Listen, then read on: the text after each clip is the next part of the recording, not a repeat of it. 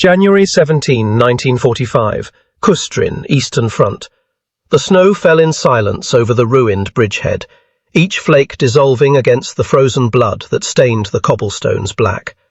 In the basement of what had once been a schoolhouse, Senior Lieutenant Klavdia Sergeyevna Tereshkova pressed her palm against the forehead of a dying boy, 18, perhaps 19, his intestines bundled in her field dressing like grotesque flowers. The morphine had run out 3 days ago, the sulfur powder 2 weeks before that. She had only her hands, stiffened by frostbite, and her voice, which had long ago lost the capacity for comfort. Outside, the guns of the Third Shock Army hammered the German positions with mechanical fury. But inside this cellar that served as a forward aid station, there was only the wet sound of breathing through punctured lungs and the smell of gangrene sweetened by cold. Klavdia had been at the front for 37 months. She had seen Stalingrad. She had crawled through the minefields at Kursk. She had amputated limbs with a carpenter's saw when the surgical kits were lost in river crossings. She no longer wept. She no longer prayed. She simply worked until her hands moved without thought, until sleep became a kind of death she briefly visited between casualties.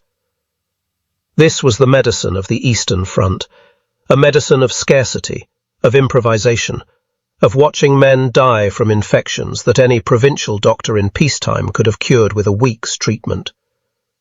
This was all she knew. This was all any of them knew. But war is a teacher of contrasts, and history has a way of placing revelation beside suffering like mismatched objects on a table, forcing the eye to measure the distance between them. The Red Army's westward advance had been a grinding odyssey through landscapes of annihilation. For every kilometre gained, the medical services stretched thinner, their supply lines tangled across 1,000 kilometres of devastated countryside. The Soviet medical doctrine was efficient in its brutality: stabilize, evacuate, or let die. Field hospitals operated in commandeered barns and bombed-out factories, often without electricity, sometimes without water. Surgical teams worked by candlelight or the glow of kerosene lamps, their instruments sterilized in boiling water when fuel allowed, wiped clean with vodka when it did not. Bandages were washed and reused until they fell apart. Plasma was a luxury reserved for officers.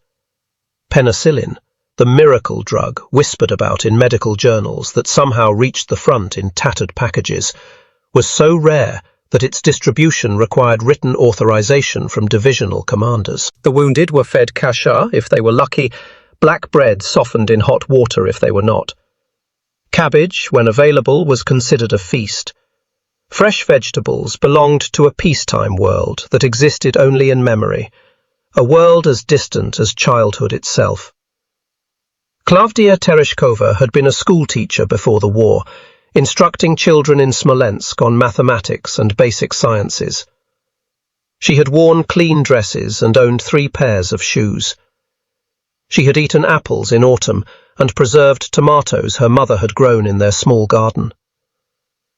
When the Wehrmacht came in the summer of 1941, her world had burned in a single afternoon. Her school became a stable for horses. Her apartment building was shelled into rubble. Her mother disappeared into the chaos of evacuation and was never found. Klavdia joined a medical battalion because it seemed the only way to push back against the obliteration, to assert some small human mercy against the machinery of destruction. She learned her trade in the worst classroom imaginable, among the screaming and the dying, in conditions that reduced medicine to a series of desperate calculations about who might survive transport and who should be given a final dose of whatever painkiller remained. By early 1945, the Red Army's medical services were treating over 50,000 wounded every month. The field hospitals, PPGs in military parlance, Polkovoy Perevyazochny Punkt, were often just tents or cellars within artillery range of the front lines. Supplies arrived sporadically, sometimes by truck, more often by horse-drawn cart, or even by soldiers carrying crates on their backs through mud and snow. The medical personnel themselves were exhausted beyond measure. Nurses and physicians worked 18-hour shifts, sometimes longer during major offensives. Many contracted typhus or dysentery from the conditions. Some were killed by German artillery that did not distinguish between combat units and medical facilities.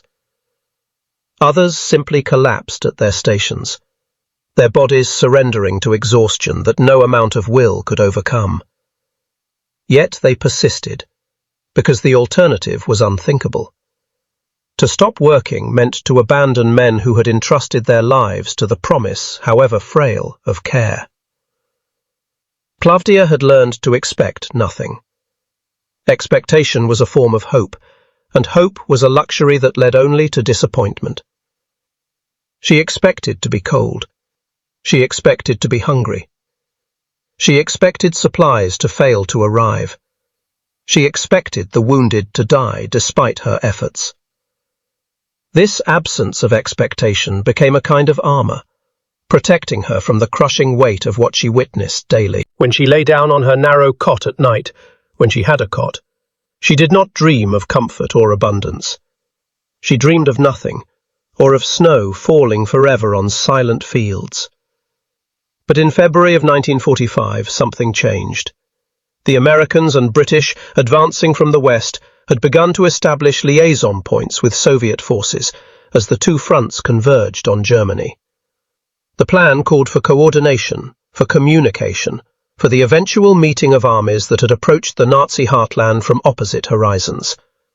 And with this coordination came exposure, the sudden, startling visibility of how differently the war had been waged on each side. Plavdia first heard about it from Major Volkov, the chief medical officer of her division, who returned from a coordination meeting near Torgau with an expression she had never seen on his face before. Something between confusion and anger, though neither word quite captured it. He gathered the medical staff in the cramped room that served as their headquarters and announced that a group of Soviet medical personnel, including frontline nurses and physicians, would be visiting an American field hospital unit that had pushed into the same sector. The purpose, he said, was educational exchange, a gesture of Allied cooperation. His voice carried a strange hollowness, as if he were reciting words he did not quite believe. "You will observe their methods," he said. "You will take notes. You will report back what you learn." But there was something else in his tone, something unspoken. It sounded almost like a warning. On February 23, 1945, Red Army Day, ironically, Plavdia Tereshkova and 11 other Soviet medical personnel traveled by truck along a muddy road toward an American field hospital positioned near the Elbe River. The journey took 3 hours through countryside where winter had not yet loosened its grip. The fields were white and grey, the trees skeletal, the occasional farmhouse standing roofless and hollow like a skull. Plavdia sat in the back of the truck with the others, wrapped in her greatcoat, her medical bag clutched on her lap. No one spoke much. No one spoke much. They were all thinking the same thing, though none would say it aloud. What could the Americans possibly teach them that they had not already learned in 4 years of unimaginable carnage? They arrived in late morning. The American installation was housed in a requisitioned manor house and several large tents arranged with geometric precision in the surrounding grounds. Even from the road, Plavdia could see that everything was organized with an almost obsessive orderliness. Supply crates stacked uniformly, vehicles parked in neat rows, pathways marked with white-painted stones. A generator hummed somewhere, providing electric power. Electric power. At the front. She exchanged glances with Natasha, a nurse from Kursk, who raised her eyebrows slightly. Neither spoke. An American officer met them at the entrance, a captain whose uniform was so clean it seemed to belong to a parade ground rather than a war zone. He greeted them in halting Russian, smiling with a warmth that struck Plavdia as somehow inappropriate to the context. Men were dying a few kilometers away, and yet this man smiled as if welcoming guests to a social function. He led them inside.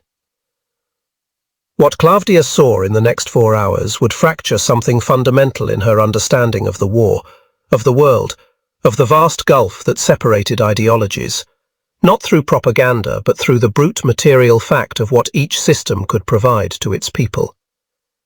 The American field hospital was not a basement or a tent with canvas walls flapping in the wind. It was a fully functioning medical facility, with electric lighting in every room, with heating that kept the interior warm enough that personnel worked without coats, with running water, hot and cold, available at multiple sinks. The surgical theatre had gleaming metal tables, adjustable lamps and autoclaves for sterilizing instruments. There were X-ray machines at a field hospital. Claudia had seen X-ray equipment exactly once in her life, in a provincial hospital before the war. Here, at the front, the Americans had portable units that could be moved to where they were needed. But it was not the equipment alone that stunned them into silence.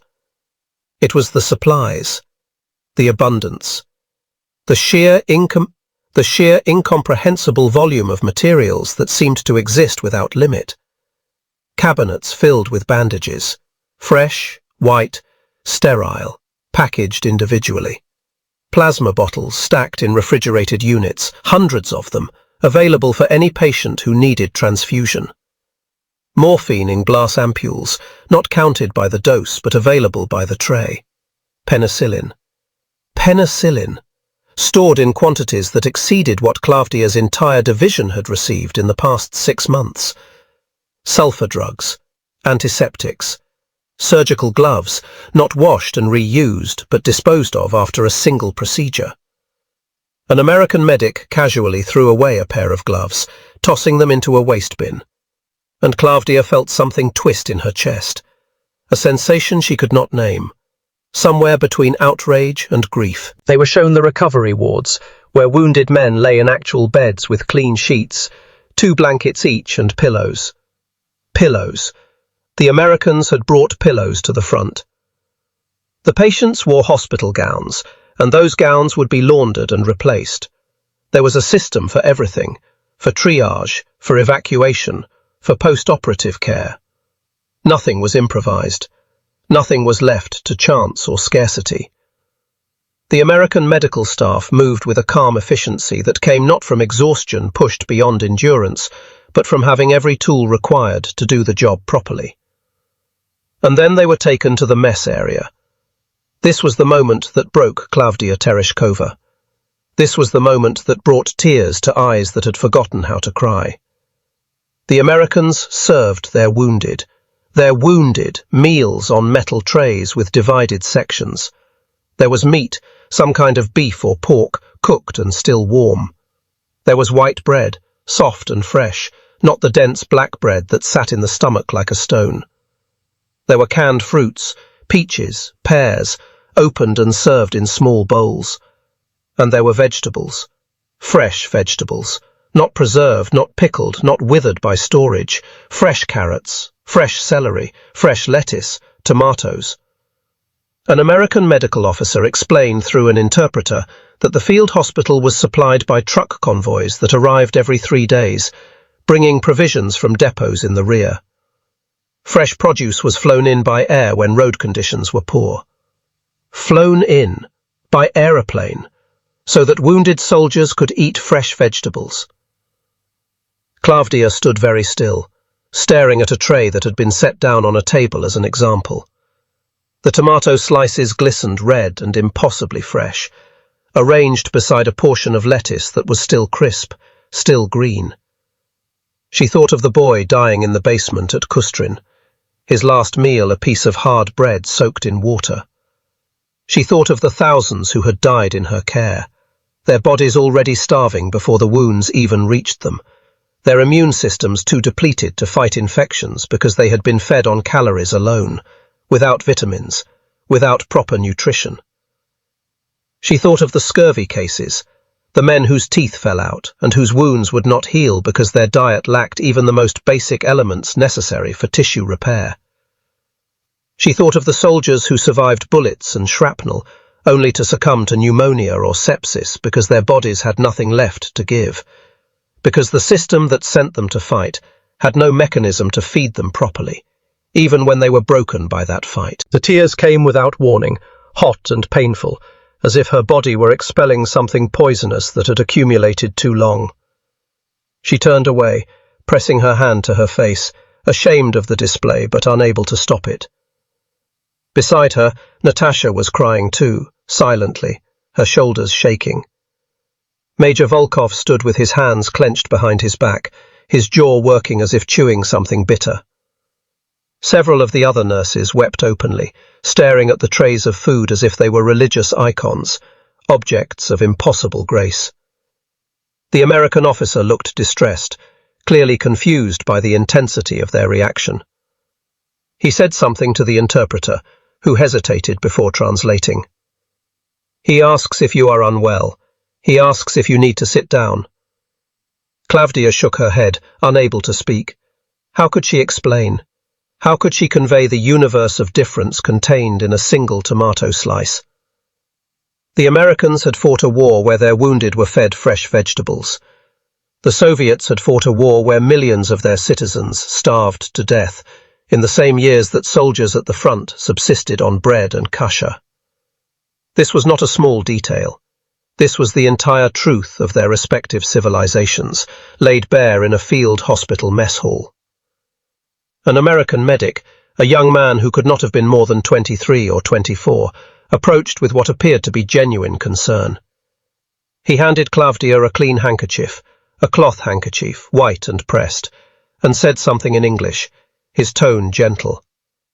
The interpreter translated. "He says you can keep it. He says he hopes you are okay." Klavdia took the handkerchief, holding it in her fist like a talisman. She looked at this young American medic in his clean uniform, at his well-fed face, at his expression of innocent sympathy. And she understood with sudden, piercing clarity that he had absolutely no conception of what the war had been on the Eastern Front. How could he? How could he? He came from a country that had the industrial capacity to fly fresh vegetables to field hospitals. His nation's cities had not been burned.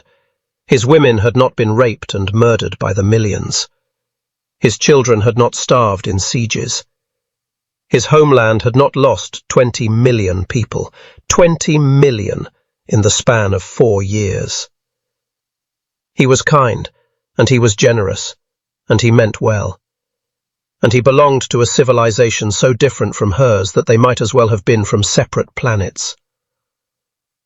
The visit continued, but Klavdia moved through it as if underwater, her senses muffled by the weight of what she had witnessed. They were shown the dental clinic. The field hospital had a dentist, equipped to perform extractions and basic repairs. They were shown the laboratory where blood typing was performed, where samples could be analyzed for infection. They were shown the pharmacy, its shelves stocked with medications in quantities that seemed almost obscene.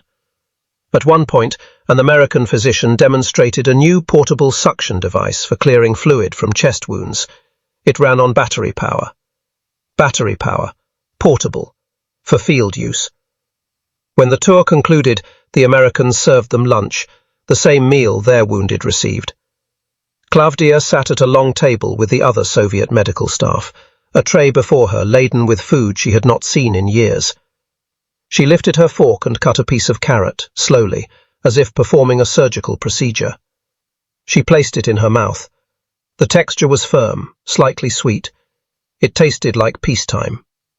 It tasted like a world where mothers grew vegetables in gardens, and children ate them without understanding that this was a form of wealth, that the ability to consume fresh produce was the product of vast logistical systems, of intact agricultural infrastructure, of a society not organized around the principle of barely surviving.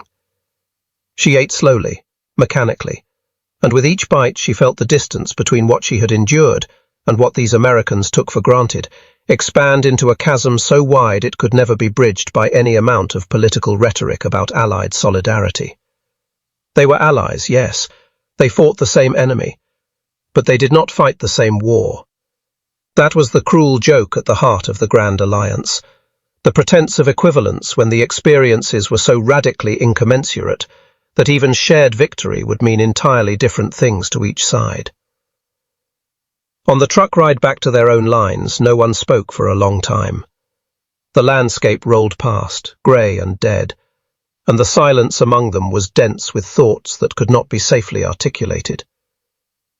Finally, Major Volkov cleared his throat and said, in a voice that sounded like it cost him something to produce, "You will write your reports. You will describe what you observed. You will note the techniques and procedures that might be adapted to our own methods." "And the rest of it?" Natasha asked quietly. "What do we say about the rest of it?" Volkov's face hardened. "You will describe what is relevant to medical practice. The rest is not your concern." But of course it was their concern. It was the only concern that mattered. The question that hung in the air, unasked but understood by all: why? Why did their wounded die for want of basic supplies that the Americans had in surplus? Why had they been taught to see scarcity as a necessary condition of war, even a virtue, evidence of shared sacrifice and revolutionary discipline, when another country, their ally, fought the same war in conditions of such abundance that fresh vegetables were standard rations? Klavdia understood even then that this question was dangerous. It implied that the suffering was not inevitable, that it was instead a choice, a consequence of how resources were allocated and systems were organized. To pursue this line of thought was to approach territory where political doctrine and lived reality diverged so sharply that acknowledging the gap became a kind of treason. She understood that Major Volkov's instruction to focus on medical procedures was not simply about operational security. It was about psychological survival. To fully internalize what they had seen would require confronting truths that the Soviet system could not tolerate, and that individual minds, shaped by years of propaganda and genuine patriotic sacrifice, might not be able to process without shattering. So Klavdia Tereshkova wrote her report. She described the American use of plasma and penicillin. She noted the efficiency of their triage system and the sophistication of their portable equipment. She made recommendations for improvements to Soviet medical logistics, though she had no illusions that these recommendations would be implemented. And she did not mention the tomatoes. She did not describe the moment she had wept over fresh vegetables. She filed that experience away in some locked chamber of memory, where it could not be examined too closely, where it would not corrode her ability to continue functioning in a world of scarcity. But memory is not so easily controlled. In the months that followed, as the war ground toward its conclusion, and Klavdia continued her work in field hospitals that grew increasingly desperate as supply lines stretched across Germany, she found herself returning to that American mess hall in her mind.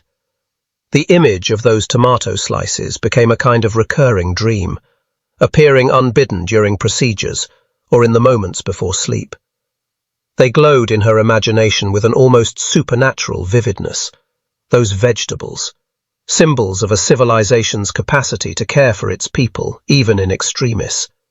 Evidence of logistical systems so robust they could deliver not just bullets and bandages, but nutrition, comfort, dignity. She began to notice other contrasts, things she had previously accepted without question. When Soviet supply trucks arrived, if they arrived, they came loaded first with ammunition, then fuel, then food for able-bodied soldiers, and finally, if space remained, medical supplies. The wounded were last priority. The Americans, she learned from later contacts, had dedicated medical supply chains, separate from combat logistics, designed specifically to ensure that field hospitals never ran short. This was not sentiment, it was doctrine, codified in their military organization. They had calculated that keeping wounded soldiers alive and returning them to duty was worth the investment of resources. They had made a choice. The Red Army had made different choices. Klavdia could see this now with uncomfortable clarity. The Soviet system prioritized offensive capability above all else: tanks, artillery, infantry replacements. Medical care was important only insofar as it served that offensive capability. Soldiers who could not be quickly returned to combat were written off, moved to rear hospitals if possible, left to die if not. There was a ruthless logic to this. The Soviet Union had been invaded, its heartland devastated. Every resource had to be directed toward the single goal of destroying the Wehrmacht. Sentiment was a luxury. Compassion had to be subordinated to necessity. And yet the Americans had managed to combine military effectiveness with care for their wounded. They had not chosen between victory and humanity, they had achieved both.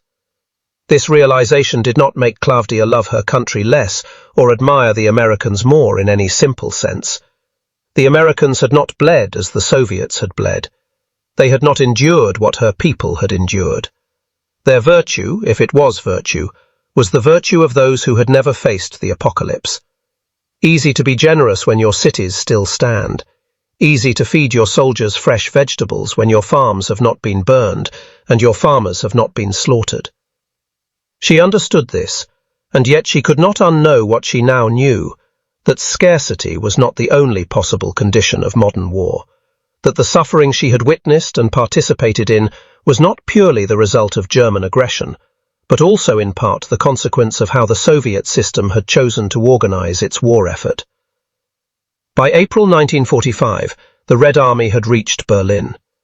Claudia's medical unit followed the assault forces into the rubble of the German capital, setting up aid stations in shattered buildings while the battle raged above and around them. The casualties were catastrophic. The Germans fought with the desperation of the doomed, and the Soviets pressed forward with the fury of 4 years' vengeance. In 1 week, Claudia's unit treated over 300 wounded. They worked without sleep, without adequate supplies, watching men die because they lacked the antibiotics or the plasma, or simply the clean bandages that might have saved them. The waste of it haunted her. Not the waste inherent in war itself, that was a given, the price of defeating fascism, but the additional unnecessary waste that came from fighting in conditions of deprivation that were not inevitable. The war in Europe ended on May 8, 1945. Claudia Tereshkova stood in the ruins of Berlin when the ceasefire was announced, surrounded by the wounded and the dead, and felt nothing. The relief she had expected did not come. Instead, there was only exhaustion and a kind of numbness, and the awareness that her world had been permanently altered by what she had seen in that American field hospital 3 months earlier. In the years that followed, Claudia rarely spoke of her wartime service. She returned to teaching, though not in Smolensk. There was nothing left there to return to. She took a position in Moscow, instructing children in biology and basic medicine, and she lived in a small apartment allocated to her by the state. She married a factory engineer who had lost his left arm at Kharkov. They had no children. On certain evenings, usually in winter when the snow fell and the light faded early, her husband would find her standing at the window, staring out at nothing, and he would ask if she was all right. She would nod, returning to herself, and say that she had been thinking about the war. But she never told him what specifically she had been thinking. She never described the American field hospital. She never mentioned the tomatoes. The Soviet Union did not encourage detailed discussion of such encounters. The official narrative of the war emphasized Soviet heroism and suffering, the triumph of socialism over fascism, the glory of victory achieved through collective sacrifice. There was little room in this narrative for acknowledging that the Allies had fought the same war under vastly different material conditions. To dwell on such comparisons was to invite ideological confusion, to suggest that different systems yielded different outcomes, to crack open the door to questions that could not be safely answered. And so the veteran nurses and physicians who had visited American or British medical facilities carried their memories in silence, private knowledge that shaped their understanding of the world but could not be publicly expressed.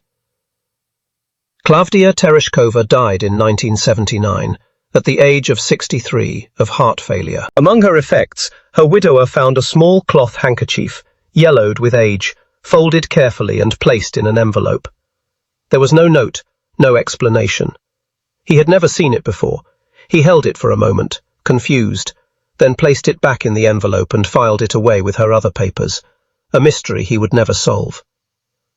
But that handkerchief, white cotton, American-made, given to a weeping Soviet nurse in a German field hospital in the winter of 1945, carried within its fibers the entire history of the war's great asymmetry. It represented the gulf between systems, between ideologies, between visions of what a society owed to its people, even in extremis. It was evidence, material and undeniable, that the war had been fought on radically different terms by armies that claimed to be equals in a common cause. The veterans who witnessed these contrasts understood something that the politicians and propagandists on both sides preferred to obscure: that the Cold War had already begun in those encounters, not as a conflict of spies or nuclear arsenals, but as a confrontation between fundamentally incompatible ways of organizing human life. The Soviets had won the war in the East through unimaginable sacrifice, through the literal decimation of their population, through the willingness to endure suffering that no Western nation could have sustained. This was real. This was worthy of respect and even awe.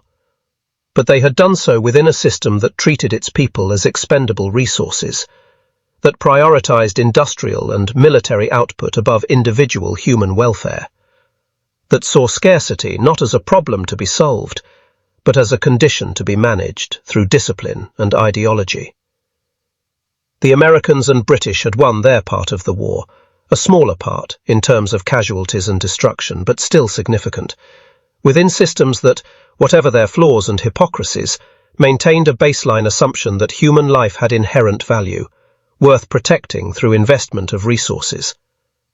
They had not chosen between effectiveness and care. They had engineered solutions that provided both. This was not moral superiority in any simple sense. It was the product of geography, of industrial capacity, of not having been invaded and devastated.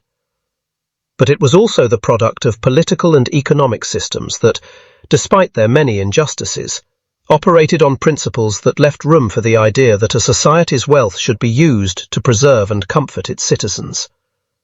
That fresh vegetables for wounded soldiers was not an extravagance, but a baseline expectation of civilized military medicine. The Soviet nurses who wept over American field hospitals were not weeping from weakness or betrayal of their own system.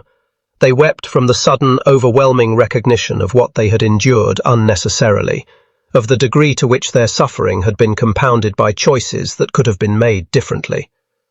They wept because they saw, in those tomatoes and those clean sheets and those well-stocked pharmacies, the ghost of a war that might have been, one where Soviet soldiers were fed and cared for with the same abundance, where medical personnel had the tools to save lives instead of merely witnessing death, where sacrifice was honored not through acceptance of deprivation, but through provision of everything necessary to minimize that sacrifice. This is the truth that fresh vegetables represented in the winter of 1945, not simply a difference in logistics or supply chain management, but a difference in foundational assumptions about what human beings deserved, about what a government owed to those who fought in its name, about whether scarcity was a given to be endured or a problem to be solved. The tomato slices on those American trays were artifacts of a civilization that, despite its racism and its capitalist exploitation and its own forms of cruelty, had nonetheless constructed systems capable of delivering fresh produce to field hospitals at the front. The Soviet Union, despite its revolutionary promises of human liberation and social justice, had not built those systems, and had perhaps never intended to. The war revealed this gap with brutal clarity to those who were positioned to see both sides. And so Klavdia Tereshkova's tears, and the tears of her comrades, were not just personal grief but historical testimony, evidence recorded in the salt water on their cheeks, in the trembling of their hands as they touched food they had not tasted in years, in the way they looked at each other with expressions of shared understanding that could never be fully translated into words or reports. They had seen behind the curtain. They had measured the distance between what they had been told and what was actually possible. They had learned that the suffering they accepted as inevitable was in part contingent, the result not only of German aggression, but of Soviet choices about how to wage war and organize society. This knowledge was dangerous, and so it was suppressed.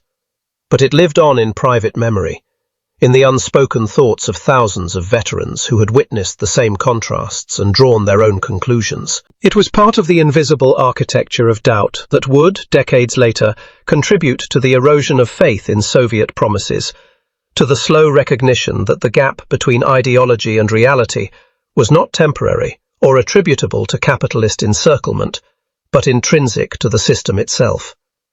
The war ended, the soldiers came home. The field hospitals were dismantled and their equipment redistributed or scrapped. The liaison points between Soviet and Allied forces were closed. The Iron Curtain descended, and the two sides that had fought together turned to face each other as enemies. But the veterans remembered. In Moscow and Leningrad, in Kiev and Minsk, in the hospitals and schools and factories where they resumed their lives, the former nurses and physicians carried their memories like contraband, like samizdat literature of the soul, testimonies to a truth that could not be officially acknowledged, but could never be entirely forgotten. Fresh vegetables. Such a small thing, such an immense revelation.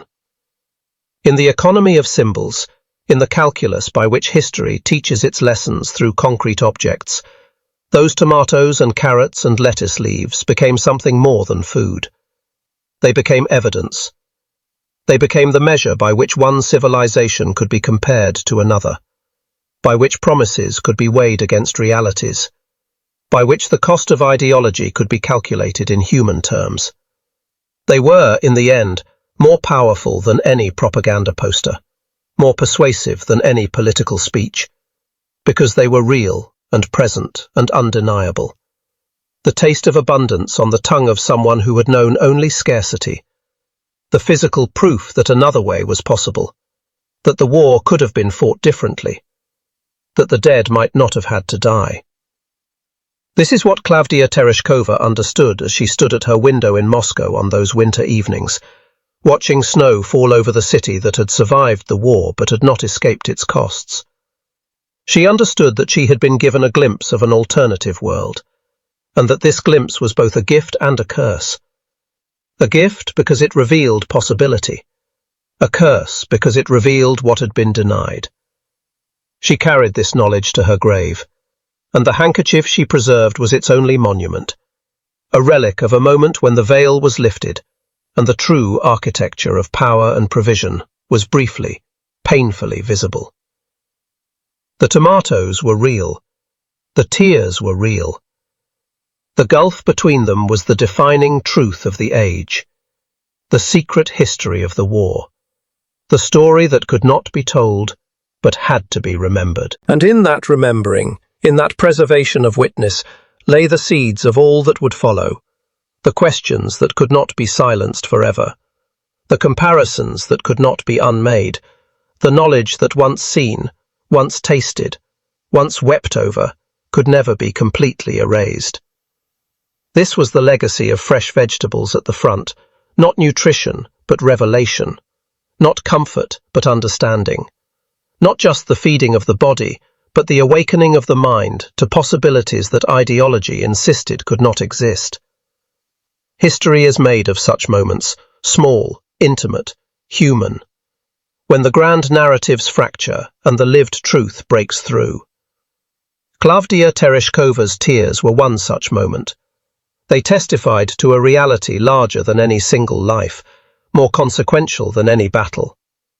They testified to the nature of systems, to the weight of choices, to the distance between what was and what might have been. They testified, in the end, to the power of a tomato to tell the truth.